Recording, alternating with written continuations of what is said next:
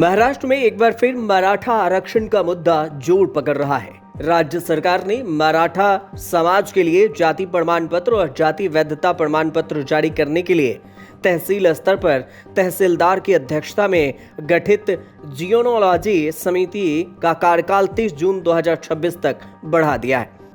यह समिति कुणबी और मराठा कुणबी जाति से जुड़े पात्र व्यक्तियों की पात्रता का परीक्षण करेगी। इधर मराठा आरक्षण आंदोलन के नेता मनोज जरांगे पाटिल ने 30 अगस्त को जोर देकर कहा है कि वो मराठा राजनीति में नहीं पड़ना चाहते और सिर्फ आरक्षण चाहते हैं। उन्होंने सरकार को चेतावनी दी है कि वो मराठा समुदाय के धैर्य की परीक्षा न ले।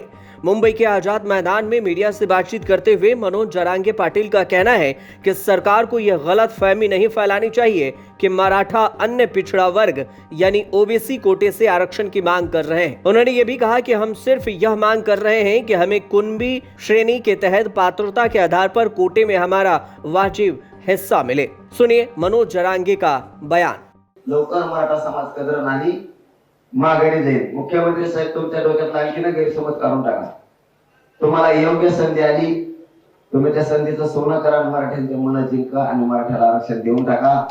हे मराठे कधीच तुम्हाला विसरणार नाही। देव आणखीन दुसऱ्या दिवसाचा उपोषणाचा दिवस आहे, तुम्हाला शब्द देतो आणखीन तुम्ही मराठ्यांचा संयम बघू नका, मराठ्याला वेठीच धरून त्याचं वाटोळ करू नका। तुमच्या हातात संधी आहे, संधीचं सोनं करा आणि याला द्या। तुम्हाला वाटत नाही हानीन मारी, तुमच्या आयुष्यातला सगळ्यात मोठा वाईट दिवस तेव्हा असेल तुम्ही जर पोरांना हाणलं तर तुमच्यामुळे अडचण येणार आहे।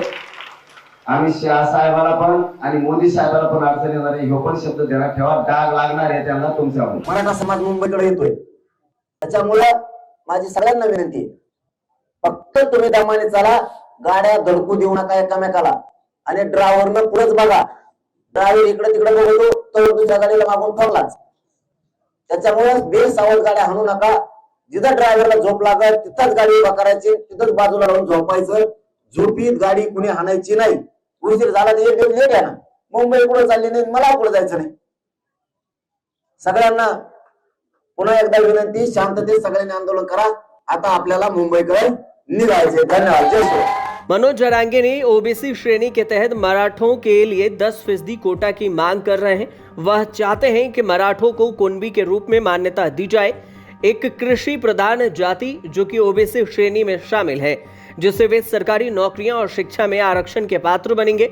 उन्होंने महाराष्ट्र के मुख्यमंत्री देवेंद्र फडणवीस से गरीब मराठाओं का अपमान न करने का आग्रह किया है।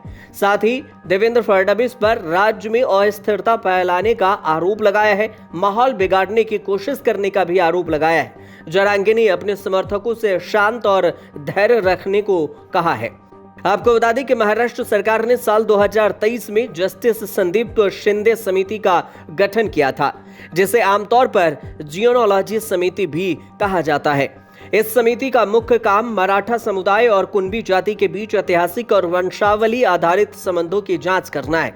समिति दस्तावेजों और ऐतिहासिक रिकॉर्ड के आधार पर यह निर्धारित करती है कि किन व्यक्तियों को कुणबी यानी ओबीसी वर्ग के आरक्षण का लाभ दिया जा सकता है। इस तरह समिति मराठा समाज को आरक्षण से जोड़ने की दिशा में महत्वपूर्ण भूमिका निभाती है। मराठा समुदाय लंबे समय से आरक्षण की मांग कर रहा है। समाज का तर्क है कि उनके पूर्वज मूल रूप से कृषक वर्ग यानी कुणबी से जुड़े रहे हैं। ऐतिहासिक और सरकारी अभिलेखों में इस संबंध में पुष्टि की गई है और इसका काम भी दर्ज किया गया है। आने वाले समय में समिति की रिपोर्ट और उसके आधार पर सरकार के फैसले मराठा समाज की लंबे समय से चली आ रही आरक्षण मांगों को निर्णायक मोड़ दे सकते हैं। तो वहीं मुंबई के आजाद मैदान में हजारों समर्थक विरोध प्रदर्शन में जरांगे के साथ आए। छत्रपति शिवाजी महाराज टर्मिनल और चर्च गेट गेटवे स्टेशन जैसे आसपास के इलाकों में ठहरे हुए हैं। साथ ही भारी भीड़ समर्थकों का दिख रहा है जो मनोज जरांगे के साथ खड़े हैं। राज्य भर में मराठा पूरी तरह तैयारी के साथ आजाद मैदान में पहुंचे हैं। साथ में 1 महीने तक के राशन सहित अन्य सामग्री भी साथ लाए हैं। जरांगे के विरोध प्रदर्शन में शामिल होने के लिए प्रदर्शनकारियों का कहना है कि जब तक हमारी मांगे पूरी नहीं होती तब तक हम विरोध करते रहेंगे। एक दिन की जो मोहलत दी है ये हास्यास्पद है। ये सरकार को गणतंत्र मंजूर नहीं है और ये सरकार लोकतंत्र से डरती है, इसलिए कभी कोर्ट को तो कभी पुलिस को आगे करती है।